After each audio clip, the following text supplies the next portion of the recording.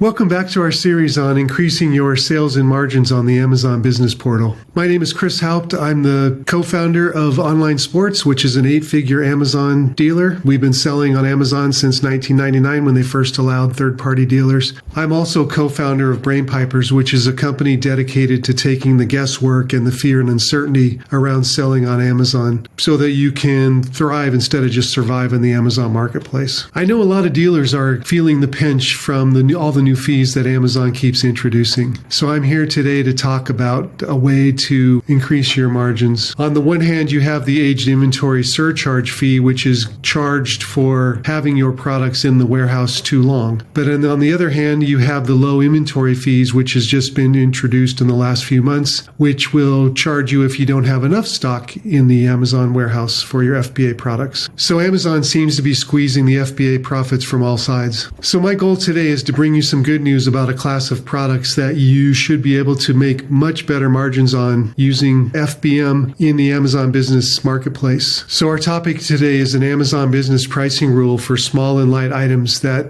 will increase your profit margins. So with the small and light items, you should be able to fit multiple units into a shipping box that has smaller incremental costs for the shipping costs so that the per unit shipping cost drops rather dramatically. So the Amazon Business rule would look like this. Stay 0% below my standard price. That's for one unit being ordered. But for orders of 2 or more, receive 3% off my standard price. So the way Amazon Business pricing rules work is they look at your consumer price and then they apply the rules to give a lower price to the business customer based on their volume discount that is offered. So I've created a little example so that you can see the dramatic increase that can happen with your profit margins depending on the price of your product, the price of shipping, the FBA fees. And so I'll go through that and I'll show you the assumptions and I'll show you the dramatic increases that can happen in your profit margins. So in this case, we will use a 15% Amazon commission rate, a retail price for one unit of the product of $20. I'm just going to say FBA fees are $4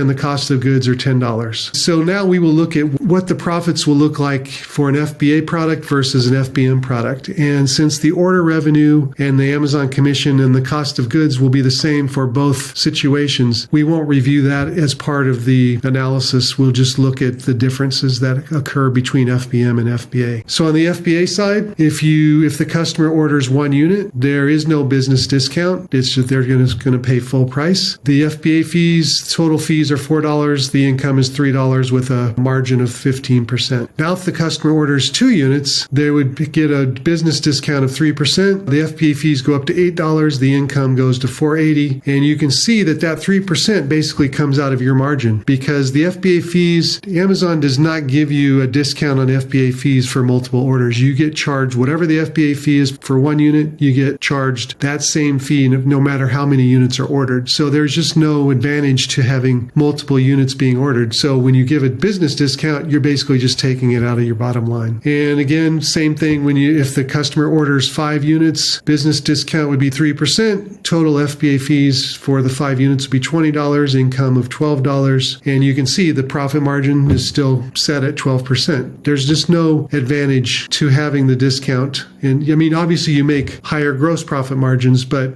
the gross margin percentage does not increase. But look what happens on the fulfilled by merchant side. Something very interesting. So if the customer orders 1 unit, again, they get no discount. I'm assuming the shipping cost of $5 for this small and light item. But I put in a shipping adder in case you wanted to play with these numbers here and see $5 isn't enough. Let's say it's $7, whatever. I mean, this is just an example. You can see that the net income is $2 with a profit margin of 10%. So not great because the shipping cost is more than the FBA fees. That's why the profit margin for one unit is 10% versus 15%. However, watch what happens when you start adding more units to the order. So if the customer ordered 2 units, we give a business discount of 3%. We keep the shipping cost at $5 because 2 units can fit into a box for the same price as 1 unit. And the income is 7.8%. And all of a sudden you have a gross profit margin of 20%. Same thing happens. Well, actually something more dramatic happens happens as the number of units get ordered. So 5 units ordered, business discount of 3%, shipping cost of $5 still because 5 units can fit into a box. And look at our net income now. We've made $27 with a 27% net income. And you might say, well, that's not realistic that 5 units would ship for $5. Well, you can put in whatever you want for a shipping adder. Let's say it's another $5 for 5 units for the shipping cost. You're still at $22 net income with a 22% profit margin. And if you remember on the FBA side with 5 units, we were still at 12%. Something very interesting happens here because this was assuming the rule said 3% business discount. What this does though is allows us to give a better discount for multiple units ordered. So let's say we wanted to do an 8% discount. What does that do to the profit margin?